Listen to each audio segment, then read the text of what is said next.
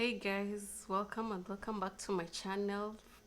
From the title down below, today we are going to discuss about the immunizations you need after winning the green card or after getting your interview letter after winning the green card. So the immunizations that you will need, they are there. They are recommended by the CDC or the WHO. So I'm going to list them one by one so that you can know the immunizations that you'll need at the interview at the International Organization of Medicals. So number one, you'll need MMR. MMR in full is mumps, measles, and rubella. You'll need that. Number two, you'll need DPT. DPT is diphtheria, tetanus, hepatitis. You'll need that. It's very, very important that you get it. Number three, you'll need the influenza vaccine. That vaccine is very, very important that you get it. And number four, you'll need the COVID-19. Actually, the COVID-19, if you got it like a year ago, you need to update it and get a booster. You need to get a booster, like a booster. Your COVID-19 should be up to date. It should be the latest, because if it's not up to date, you're going to have a problem, because you'll need to get another shot that's the latest. You will also need to get hepatitis B. Hepatitis B, they come in 3 doses, but if you get one shot, that's okay. You can finish the rest in the States. So you can get the first dose, the second dose, the third dose. But if you get the first dose, that's okay. You can get the rest here in the States. And then you need to get varicella. You need to get yellow fever. Those are very, very important vaccines. And someone was asking, how much does it cost? I advise people to get the vaccines out there in your hospitals, because at IOM it's very, very expensive. So it depends on how many vaccines that you have. So the amount will depend on how many vaccines you have. So I'd advise people to get the vaccines in the hospitals out there, because they are much, much, much affordable, much, much cheaper. But then it will cost around 100 to 500 US dollars, depending on how many vaccines that you have received. Someone was asking, once you have been vaccinated, will you need to be vaccinated again? No. If you have the record that you've been vaccinated, you don't need to be vaccinated again. That's just enough. That's enough. If you have a record that you've been given, for example, COVID-19, you don't need to be vaccinated again. That's enough for proof. If you have proof that you've been vaccinated, they won't vaccinate you again. So another was asking, what if you refuse to get the vaccination? If you refuse to get the vaccination, you might be denied the visa. So it's very, very important that you get the vaccinations.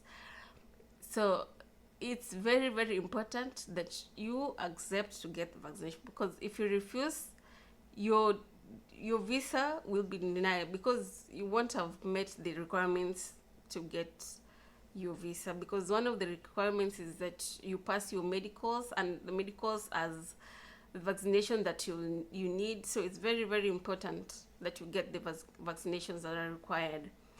Another thing that someone was asking, so what if I'm pregnant? Will I be given vaccines that will compromise the health of my baby? If you're pregnant, the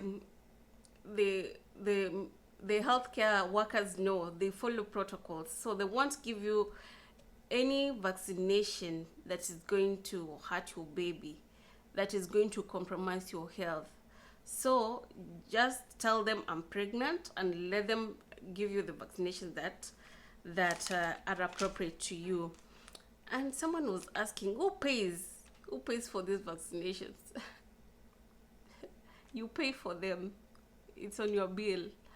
So that's why it's very, very important to get the vaccinations out there, because they are much, much affordable, much affordable than getting them at the IOM. They are much, much affordable. They are much, much affordable out there. So it's very, very important that you get all the vaccinations that are required. Very, very, very important. So someone was asking, what's the list of the diseases that if you have, you won't be allowed to get into the States? So someone was asking, is HIV one of them? No, it's not. So some of the diseases are those airborne, mostly airborne diseases like TB. If you have TB, you have to be treated before and get well before you can get to qualify for your medicals and go to the interview and get your visa. So another disease is if you have the hepatitis B, they test it. If you have it, you have to be treated before you can get your visa. If you have chickenpox, you have to be treated. So and another disease like leprosy, those diseases that are airborne that can be transmitted to others, you have to be treated first before you can get your visa. So those are the vaccines that you'll need, that are required. And prepare well. Make sure you have all the records of the vaccinations that you've received.